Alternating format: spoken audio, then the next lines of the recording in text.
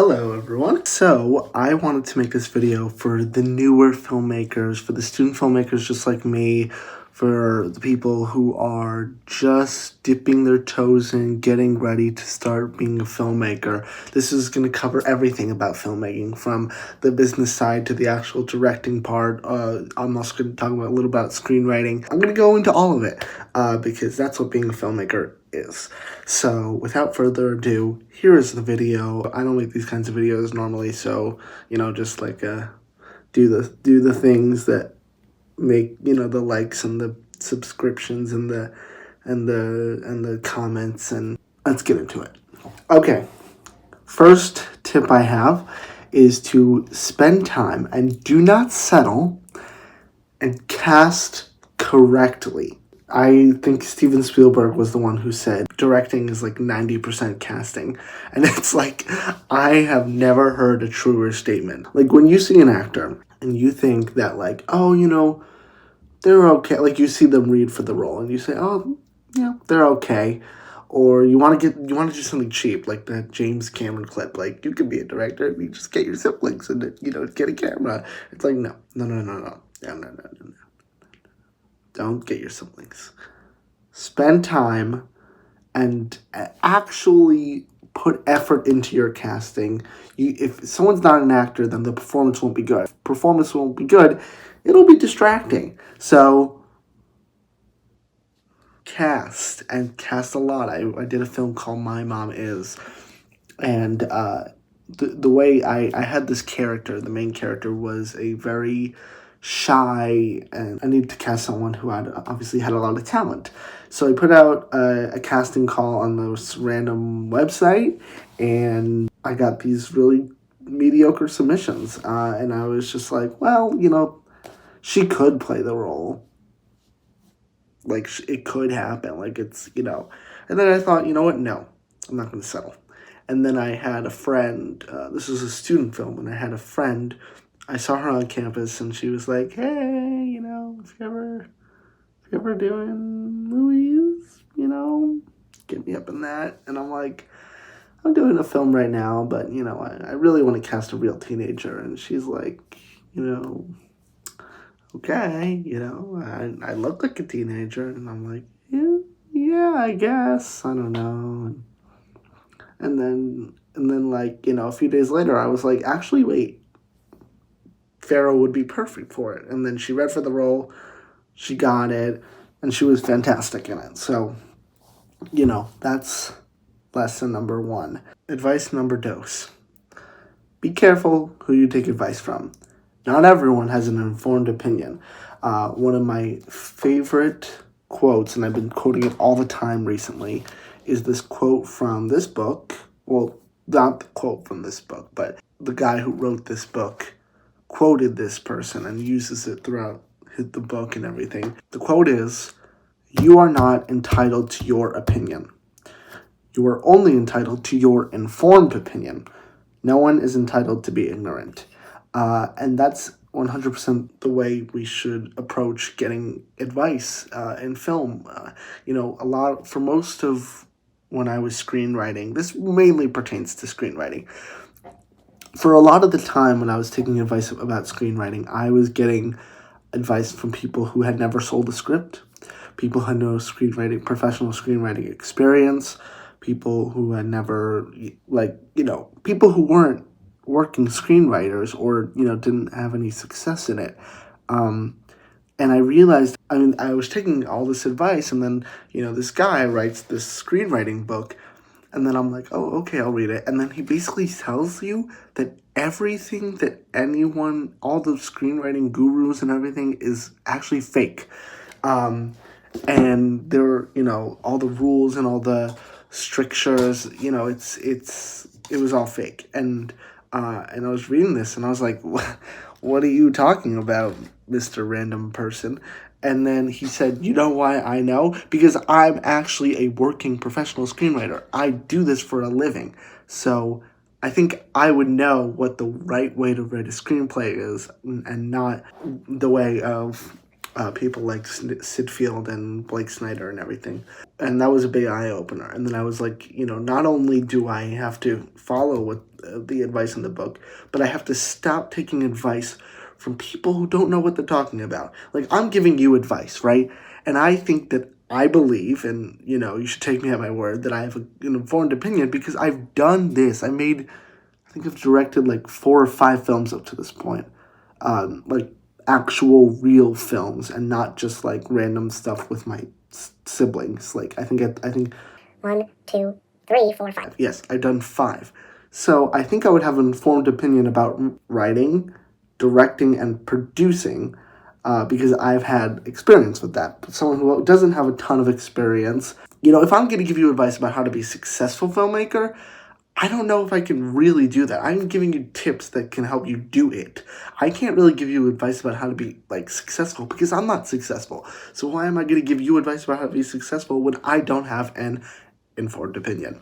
Okay, so be careful who you take advice from. If you want to take, if someone wants to give you advice, and it's basically like how to be successful, in film or whatever, make sure that they are actually successful. Just make sure they have an informed opinion, whether it's screenwriting, directing, producing, anything. And anything in general, really. It's just good life advice.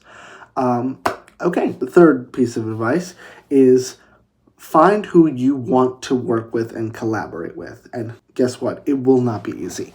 I have been directing for, I think it's a little over 2 years now, and I still don't have like a good core of people. Well, I didn't really try to start finding people until recently. Networking up is great and might help you sometimes, but networking across, with your peers and people at your level is going to be the best thing ever. If you're going to go to film school, you should go to film school to meet people who you want to collaborate with. I was in a cohort of people this semester, and I was like, okay, I have to network across. And then, like, no one wanted to be a writer-director, for fiction. There was a guy who wanted to do documentary. There was a guy who was there because he's an actor and he wants to learn the directing side of it.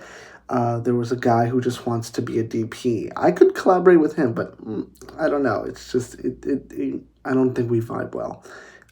So that's like an X on the list, and then there was a guy who style I didn't really like, and then there was another guy, like, you need to find the people who are going to make stuff that you resonates with you, and then so that you can collaborate with them in the future, and who are generally smart.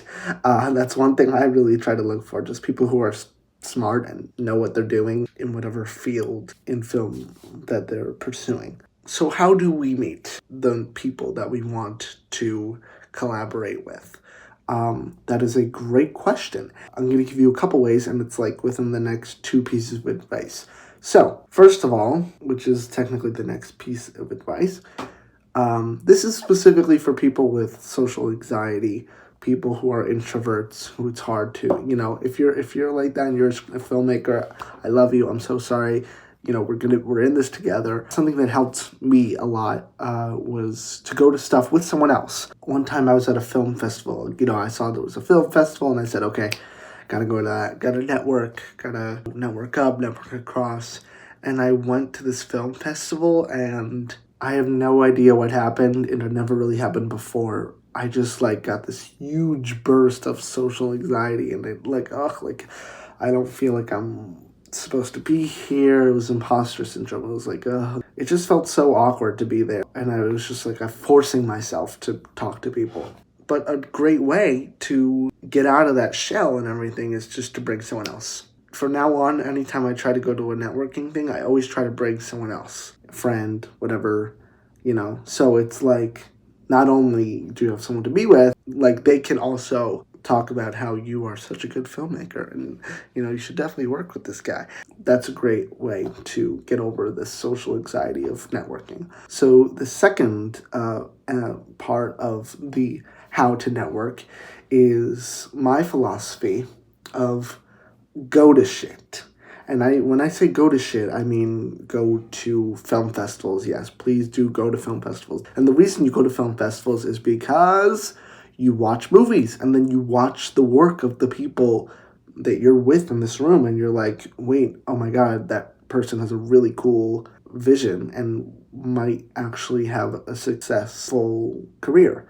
And I want to collaborate with them, so you can like kind of like hop on the train before it goes bananas, they go crazy. I did this with I went to the Sundance Film Festival, but I watched this movie called The Starling Girl, and it is fantastic. If you know me, you know I love The Starling Girl. It was my favorite movie of 2023. I loved it. I loved it. And as soon as I saw it, I was just like, oh, like this person not only makes really good movies, but movies that it's the kind of movie that I would make. It's grounded, it's a drama, it leaves you with more questions than answers. And so I just reached out to her on Instagram, and the writer-director, and I was just like, I want to work on whatever you're doing. Like, whatever you're doing, I want to work on it because you are talented. And that's a great way to network. Offer services.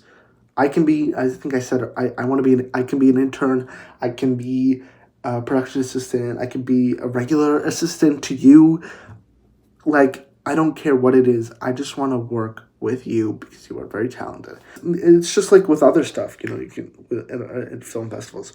And the second aspect of go to shit, so go to film festivals, meet people there, watch their movies, see who you want to work with. Second aspect of go to shit is go to other shit. Go to birthday parties. I heard that the editor of Everything Everywhere All at Once met the Daniels, the directors of the movie, at Daniel Scheinert's birthday party. And that's how they met. And then he edited their subsequent films, and then he won an Academy Award. So, go to film festivals. Go to birthday parties. Any kind of networking event anywhere. Go to those. Go to weddings. You would be surprised. Go to engagement parties. And I'll tell you my story. I have this first cousin, and his son was getting married. It's complicated. The point is that they were having an engagement party, and my parents couldn't go. And they were like, do you want to go to this engagement party? And I don't really know my cousin super well, and I especially have no idea who his son is. I met him like a couple of years ago. But I was just like, hey, you know what? Because we haven't had so much communication, maybe I should go. And also, I made a video series, and he was very nice to me. So I was just like, I want to go and show my support for him because he showed support for me. So I go to the engagement party, and then I have a great time, and don't have a ton of people to talk to. So I met my aunt's husband's sister and her husband, and we were talking the whole night. They said, hey, how'd you get here? And I said, oh, came here by the train, and I'm going back by the train. And they said, you're going back to New York City on the train? And I said, yeah. And they said, you know what? We live in New York City. Let us drive you home. And I said, that's very nice of you. And then on the drive home, we were talking, and they were asking me about who I am, filmmaker, and then, we're studying at City College. And then all of a sudden, the husband says, hey, I have a friend whose son is an agent. And my jaw must have dropped to the bottom of that car. I was so excited, and I was just like, wow, like, an agent is like everything I've ever wanted. I just wanted to know an agent. And I just got this opportunity from randomly going to this engagement party and like talking to some random relative. So it doesn't always have to be like you try to find it. Sometimes it will find you, but you have to put yourself in that position. On to the 1, 2, 3, 4, 5, 6th piece of advice. It is do insane amounts of pre-production. Preparing for 100 things to go wrong is not enough. I'm pretty sure that I prepared for 100 things to go wrong for this recent film, Undecided. And I think 150 things went wrong. You have to prepare for every single possible thing to go wrong. You have to prepare for someone to drop out. You have to prepare for a cast member to drop out, a crew member to drop out, a location not having a problem, running out of time. That is a problem you should always prepare for, running out of time. Even big Hollywood studios run out of time on a movie set. There's no shame on running out of time on a singular day and just having to. But it's important to be prepared for that second day that you'll have to do some pickups. So you have to prepare for everything to go wrong, and then prepare for a backup to that plan, and then a backup to the backup plan, because you never know what will happen. This happened with a few cast members on this last film, and that leads me to my next piece of advice, which is get an adequate and reliable cast and crew. Both. You have to know that every single person in your cast and every single person in your crew will pretty much be there the whole time, unless an extreme family emergency or something like that. It really has to be terrible. You just have to work on a lot of sets, try to find the most reliable people, because reliability is one of the greatest forms of currency in the film industry. Find cast members that actors that will want to work and want to be there, crew members who can definitely be there, and adequate. They have to be adequate. This is like a sub piece of advice for that. Don't assume that every actor in the world is good, even if it's just a small role. I learned that the hard way. There's just no point to assume. Don't assume. You should just see them in something, look at their reel really quick, maybe even have them audition, even if this role is small, because you never know. Every actor has their strengths and their weaknesses. So, just because you saw an actor that was really good in one role doesn't mean that they're good in another role. So for the bigger parts, definitely have auditions.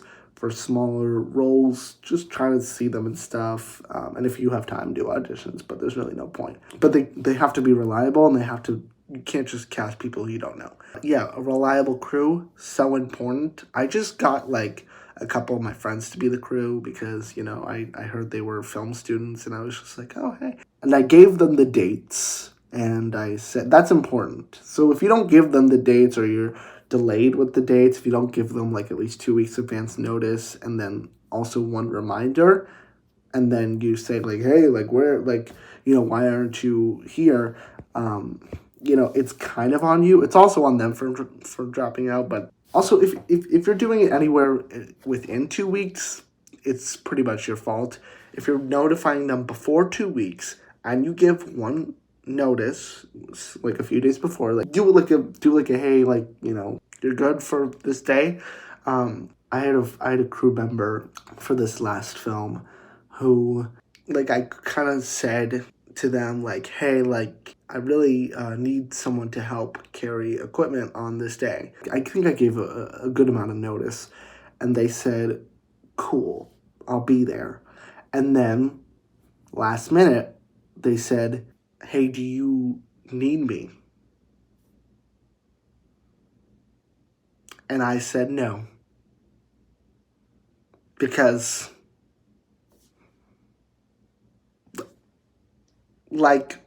if that's what your mind's what are you thinking? So that's a very important lesson. Get a crew that is reliable. Just try to do as much stuff as you can. I think that's the main thing. Try to do enough films. Just do as much as you can. Through that, you'll learn your own filmmaking lessons, and you'll learn 10 times more. That's why I'm sort of hesitant to make my projects bigger, or I'm very scared to do a feature, because it's just I've had such trouble producing this last one that I'm just another one, and 10 times the length of this. It's ugh, it's scary. But I think with enough short films I could do it. So next piece of advice. This is a little bit of screenwriting advice. if you ever have an idea and then you say to yourself, I'm not going to be able to afford to produce this as my first feature or my second feature. Well, write it. That's the advice. Write it. Write it. I've written a film that I've estimated would probably cost $7 million to produce. And that's not even like counting like cast salaries.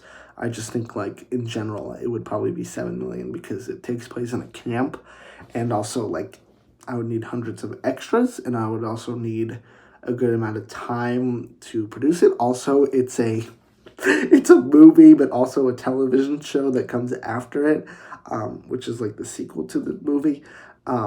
So I would want to film the flashbacks in the camp. So it's not just shooting this 2.5 hour movie. It's also shooting all the flashbacks in the film because the campers are 11 years old.